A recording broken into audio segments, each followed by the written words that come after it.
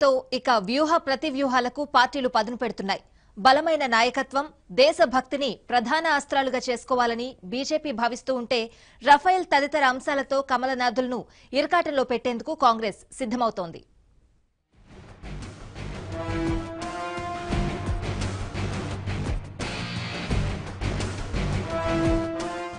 ఎన్నికల సమరభేరి మోగడంతో విజయమే లక్ష్యంగా పార్టీలు పావులు కదుపుతున్నాయి. దేశభక్తి, బలమైన నాయకత్వం, అవినీతి రహిత పాలన, అభివృద్ధి ప్రధాన అస్త్రాలుగా లోక్సభ ఎన్నికల ప్రచారంలో దూసుకెళ్లాలని బీజేపీ భావిస్తోంది. 2014 ఎన్నికల్లో ఉత్తరప్రదేశ్, బీహార్, ఛత్తీస్గఢ్, మధ్యప్రదేశ్, రాజస్థాన్ తదితర రాష్ట్రాల్లో అత్యధిక సీట్లు గెలుచుకుని 282 స్థానాలను బీజేపీ సొంతంగా చేజిక్కించుకుంది. ఈ ఎన్నికల్లో కూడా ఆ రాష్ట్రాల్లో తన పట్టు నిలుపుకోవాలని భావిస్తోంది. దీంతో పాటు పశ్చిమ బెంగాల్, ఒడిశా, కర్ణాటక తదితర రాష్ట్రాల్లో తన సత్తా చాటాలని తహతహలాడుతోంది బీజేపీ. తన మిత్రపక్షాలైన శివసేన, అకాలీదళ్తో పాటు తెలంగాణలో టీఆర్ఎస్, ఆంధ్రప్రదేశ్లో వైసీపీ, ఒడిశాలో బీజేడీ పరోక్ష సహకారంతో మరోసారి తన పీఠాన్ని పదిలం చేసుకోవాలని ఆశిస్తోంది. బలమైన నాయకత్వంతో సుస్థిర ప్రభుత్వాన్ని అందజేసిన మోదీ కావాలా, లేక ఐక్య సిద్ధాంతం లేని బలహీనమైన ప్రతిపక్షాలతో కూడిన కూటమి ప్రభుత్వం కావాలా అన్న నినాదాన్ని బలంగా ప్రజల్లోకి బీజేపీ తీసుకెళ్తోంది. మోదీ నాయకత్వంలో సాధించిన అభివృద్ధి తమను గెలిపిస్తుందని ఆ పార్టీ వర్గాలు ధీమా వ్యక్తం చేస్తున్నాయి. గత 5 ఏళ్లలో చేపట్టిన సంక్షేమ పథకాలు, పెద్ద నోట్ల రద్దు, జీఎస్టీ అమలు, పాకిస్తాన్పై సర్జికల్ దాడులు, పీఓకేలో ఉగ్రవాద శిబిరాలపై వైమానిక దాడులు వంటివి తమ విజయావకాశాలను మెరుగుపరుస్తాయని అంటున్నాయి.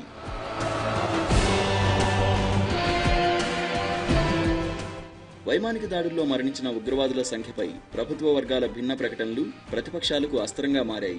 ప్రతిపక్షాల ప్రశ్నలను సైనిక దళాల సామర్థ్యాన్ని శంకించడంగా మార్చేసిన మోదీ దానిని కూడా వారిపై ప్రజల్లో వ్యతిరేకత కూడగట్టేందుకు ప్రయత్నిస్తున్నారు. వైమానిక దాడులను ప్రతి సభలో ప్రస్తావిస్తూ తాము దేశభక్తులమని, ప్రతిపక్షాలు దేశ ద్రోహులని, పాకిస్తాన్ పోస్టర్ బాయ్స్ అని విమర్శిస్తున్నారు. తనను అంతం చేయడానికి ప్రతిపక్షాలన్నీ కుమ్మక్కయ్యాయని ఆయన ప్రజల్లో భావోద్వేగాలు రెచ్చగొట్టే ప్రయత్నం చేస్తున్నారు. ఇటీవల జరిగిన బీజేపీ పార్లమెంటరీ పార్టీ సమావేశంలో ఎన్నికల వ్యూహంపై సుదీర్ఘంగా చర్చించారు. ప్రజల్లో విస్తృతంగా ప్రచారం చేయాల్సిన అంశాలను ఖరారు చేసినట్లు తెలిసింది. రాఫెల్ ఒప్పందంలో అవినీతి జరిగిందని, బ్యాంకులను ముంచిన నీరవ్, విజయ్ మాల్యా పరారీ వెనుక బీజేపీ ప్రభుత్వ హస్తం ఉందన్న ప్రతిపక్షాల ఆరోపణలను తిప్పికొట్టాలని నిర్ణయించారు. 5 ఏళ్ల పాలనలో ఒక్క ఆర్థిక కుంభకోణం కూడా జరగలేదని, అవినీతి రహిత పాలన అందించామని ప్రచారం చేయడానికి సిద్ధమవుతున్నారు. అయోధ్య వివాదాన్ని మధ్యవర్తిత్వం ద్వారా పరిష్కరించడానికి సుప్రీంకోర్టు 3 సభ్యుల కమిటీని నియమించింది. ఈ అంశం కూడా బీజేపీకి కలిసి వచ్చే అవకాశం ఉందని ఆ పార్టీ వర్గాలు చెబుతున్నాయి. ఆర్ఎస్ఎస్, విశ్వ హిందూ పరిషత్ తదితర సంఘ్ పరివార్ సంస్థలు రామ జన్మభూమి వివాదాన్ని ఎన్నికల్లో అనుకూలంగా మలుచుకుని ముఖ్యంగా యూపీలో తమ బలాన్ని సుస్థిరం చేసుకునేందుకు ప్రయత్నిస్తున్నట్లు తెలుస్తోంది.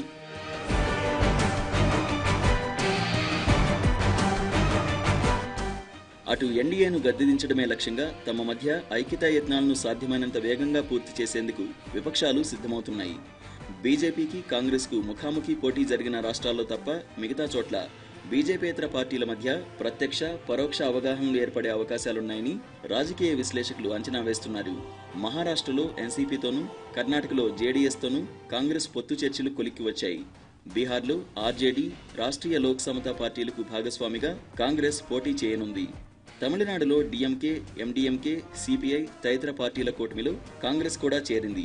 మొత్తానికి దేశవ్యాప్తంగా కాంగ్రెస్ సొంతంగా 400కు పైగా స్థానాల్లో పోటీ చేయాలని సిద్ధపడుతోంది.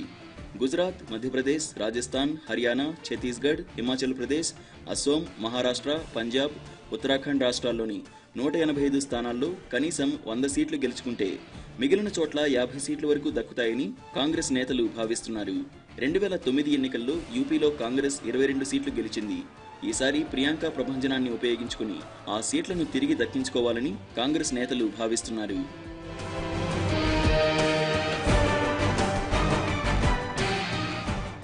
దక్షిణాది నుంచి కనీసం 25 నుంచి 30 సీట్లు వస్తాయని భావిస్తున్నాయి.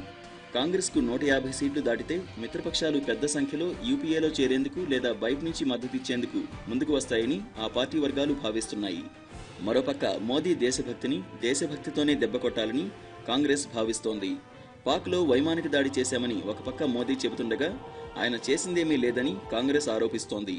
మోదీ దేశభక్తి బోటకమని చాటుతూ రాఫెల్ ఒప్పందంలో అవినీతిపై కలిసికట్టుగా దాడి చేయాలని ప్రతిపక్షాలు నిర్ణయించాయి.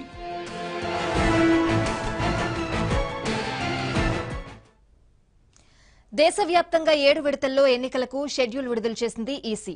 దాదాపు 15 రాష్ట్రాల్లో ఒకే విడతలో ఎన్నికలుండగా మిగతా రాష్ట్రాల్లో మాత్రం విడతల వారీగా జరగనున్నాయి. అయితే ముఖ్యంగా బీజేపీకి పట్టున్న పోటాపోటీగా సాగే రాష్ట్రాల్లో విడతల వారీగా ఎన్నికలు జరగనున్నాయి. కానీ బీజేపీ అధికారంలో ఉండి గెలిచే పరిస్థితి లేని రాష్ట్రాల్లో మాత్రం ఒకే విడతలో ఎన్నికలకు వెళ్తోంది. ఇప్పుడిదే ఆసక్తికరంగా మారింది.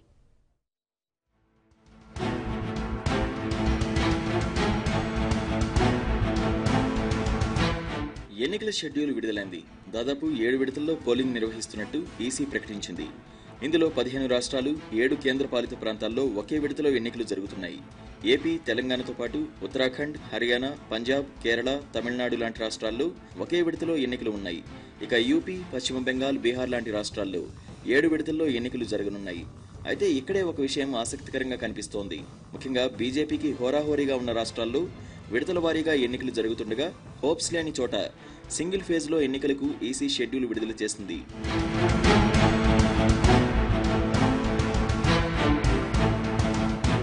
మొదటి విడతలో ఎన్నికలు ముగుస్తున్న ఏపీ, తెలంగాణలో బీజేపీ ఉనికి కోసం ప్రయత్నిస్తోంది.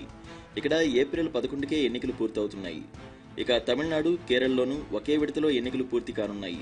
అయితే తమిళనాడు, కేరళలో కమలనాథులకు పెద్దగా ఆశలు లేవు. అయితే బీజేపీ బలంగా ఉన్న కర్ణాటకలో మాత్రం 2 విడతల్లో ఎన్నికలకు షెడ్యూల్ విడుదలైంది. ఫేజ్ 2, 3లో ఇక్కడ ఎన్నికలకు నగారా మోగింది.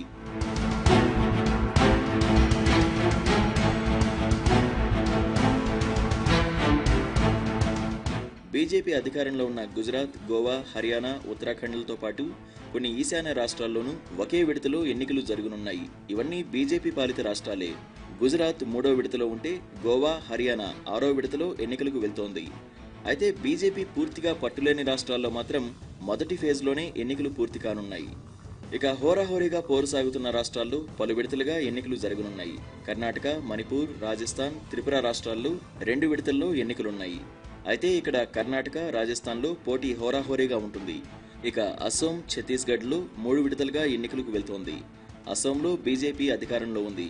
ఇక ఛత్తీస్గఢ్లో అసెంబ్లీ ఎన్నికల తర్వాత అక్కడ పరిస్థితి మారింది. ఇక్కడ కూడా బీజేపీకి పోటాపోటీ తప్పదన్న మాటలు వినిపిస్తున్నాయి.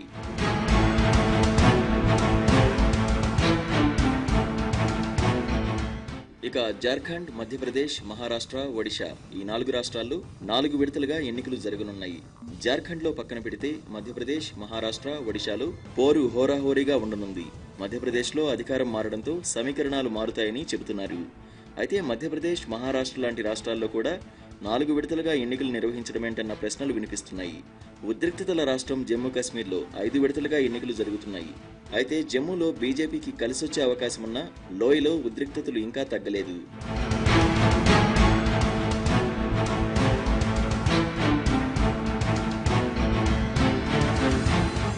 ఢిల్లీలో ప్రధాని పీఠాన్ని నిర్ణయించే రాష్ట్రాలు యూపీ, బీహార్, పశ్చిమ బెంగాల్. అయితే ఇక్కడ బీజేపీకి అంత సీన్ లేదు. యూపీలో ఎస్పీ, బీఎస్పీలు జట్టు కట్టాయి. కాంగ్రెస్ బలంగా ప్రయత్నాలు చేస్తోంది. అయితే ఇక్కడ ఏకంగా 7 విడతలుగా ఎన్నికలు జరుగుతుండడం ఆసక్తికరంగా మారింది. ఇక బీహార్లోనూ ఆర్జేడీ, ఎన్డీఏ కూటమి మధ్య హోరాహోరీ పోరు సాగుతోంది.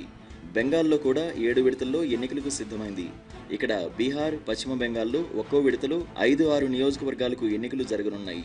ఇలా ఎన్నికల షెడ్యూల్ బీజేపీ వారీగా లెక్కిస్తే బలంగా ఉన్న చోట్ల, పోటాపోటీ పోరు ఉన్న చోట్ల విడతల వారీగా ఎన్నికలు జరుగుతుండగా అసలు ఖాతా తెరిచే పరిస్థితి లేని చోట మాత్రం సింగిల్ ఫేజ్లో ఎన్నికలు జరుగుతున్నాయి.